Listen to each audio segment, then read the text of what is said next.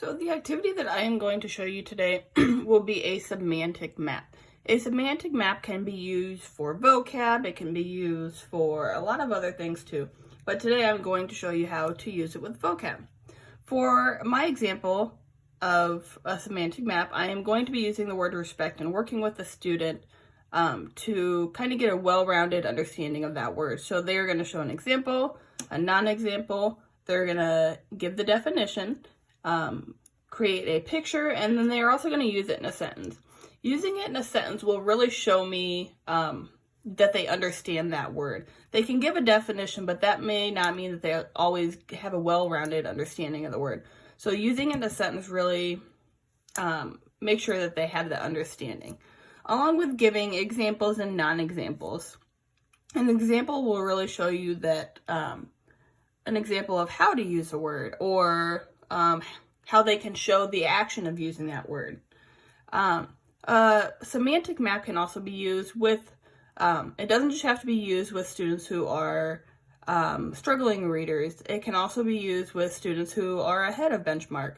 And you can just do that by differentiating, by maybe asking them critical thinking questions while they are doing the semantic map, or maybe providing different things that may challenge them around your semantic map. Like instead of using a picture, they could give maybe more examples, or they could give character traits, or maybe places they would use this word or when they would use it.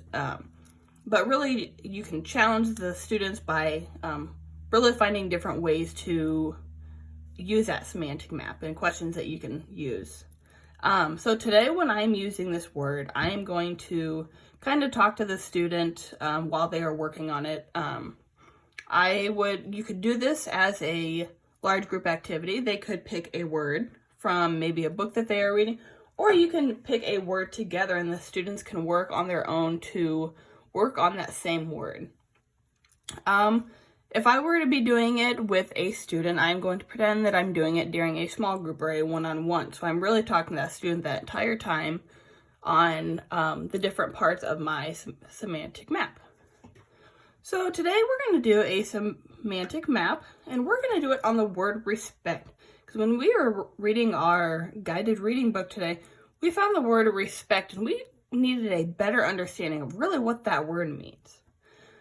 So let's look at the different things we have around our semantic map. So we have an example, a non-example, a definition, a picture, and we're going to also use it in a sentence. So when we think of the word respect, let's get the definition first so that we can really understand what respect means before we do the rest of our semantic map. So when I looked up the word today, it said to honor someone or something. So when I created this definition for the student, I wanted to get a definition where they could really understand this definition. It wouldn't be something like to show admiration, because that might, for example, if I'm working with a first grader or a second grader, they may not understand the word admiration. So I gave a definition that they can really understand and really get a grasp of. So for our definition, it is to honor someone or something. So let's go ahead and write that in our definition circle.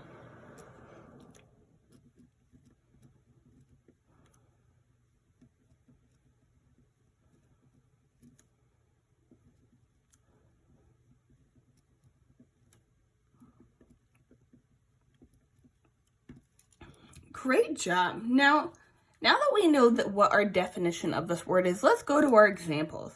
And I really want you to think of, when you're trying to think of examples, really think about what that definition is and really try and understand that and provide an example from that meaning. So what would be an example? I'll think of one first. I think an example would be caring for someone. So let's go ahead and write that one in there.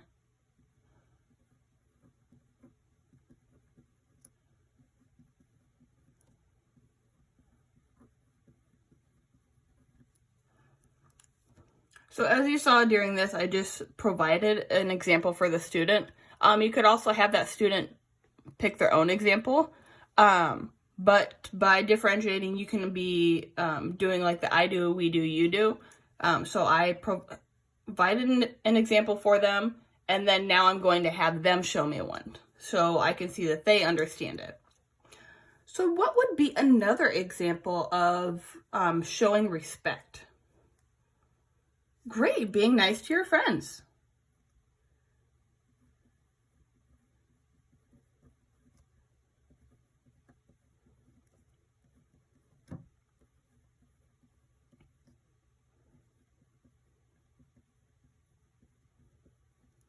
Great job. Now that you are really understanding what we are doing in each of these circles, and we did the one on respect, I want you to give me a non-example of the word respect. So maybe something that respect does not mean, or we talked about antonyms. So maybe you could give me an antonym of the word. So right there, I'm really working with the student to help them understand what a non-example would be. In case they would be kind of confused on what a non-example is. So for your non-example, you said calling someone mean names. That's great, because that's not being very nice to someone and showing respect. Great job. Let's go ahead and fill that one in.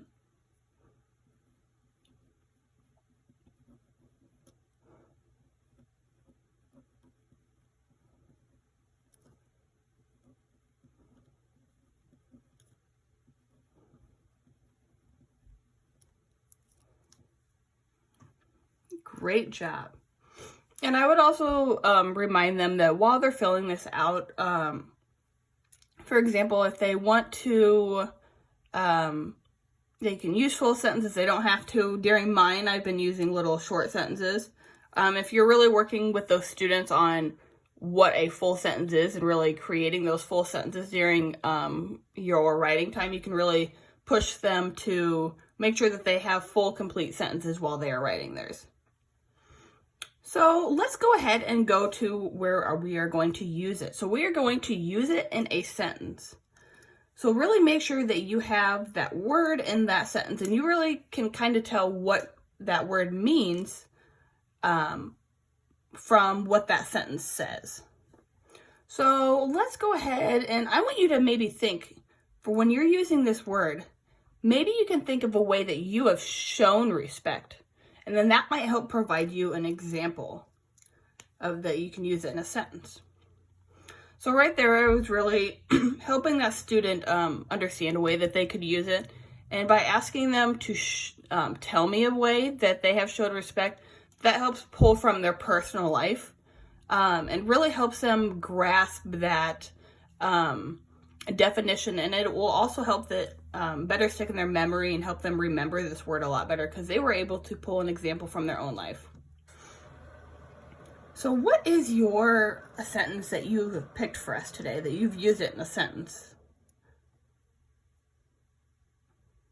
Okay. You said, I showed respect to the earth by picking up trash. That is a great sentence. Let's go ahead and write that in.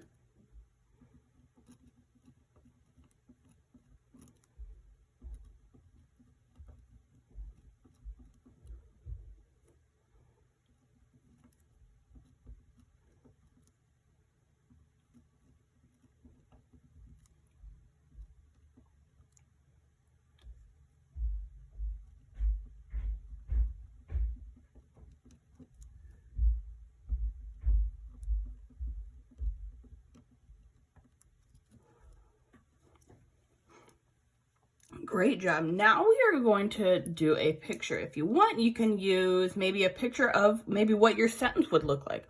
Or, for example, if I was working with a student, I might ask them to create a picture and try and do something that doesn't have maybe like their sentence. So I'm really challenging them to think outside the box. Think of something completely different, but a picture that would show respect. So what would be a picture that could show what you said in the sentence? That's a great idea, right? Drawing a picture of someone picking up trash. That's a great idea. Let's go ahead and draw that picture in there.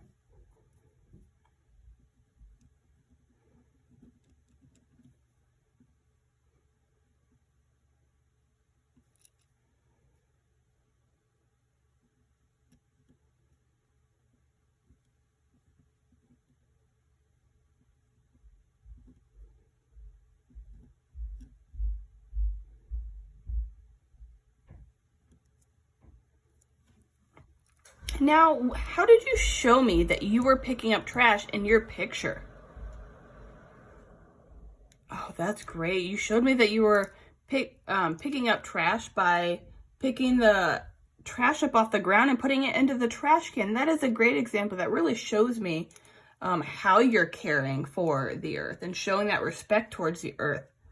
That is a great job. So when I'm working with the student, I may also tell them that it doesn't have to be their best picture. We're just creating a better understanding for this word by using a semantic map. So we're not going to create our best picture that we've ever made. We're just going to create a quick little picture to help us understand that word and help us remember what that word means.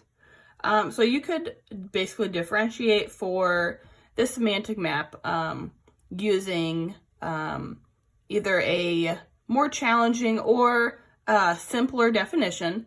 Same with the non-examples, you can try and think of something more challenging. When using the word, you, if it's just for a kindergartner, you might just have them write a simple sentence, or you could just have them, if you want to make it more challenging, really have them try and get that definition into that sentence, or really show what that word means within that sentence. So like showing that you care for someone or that you are honoring someone within that sentence could also challenge them. And then having that picture really helps them create that visual and would really help that definition stick into their head.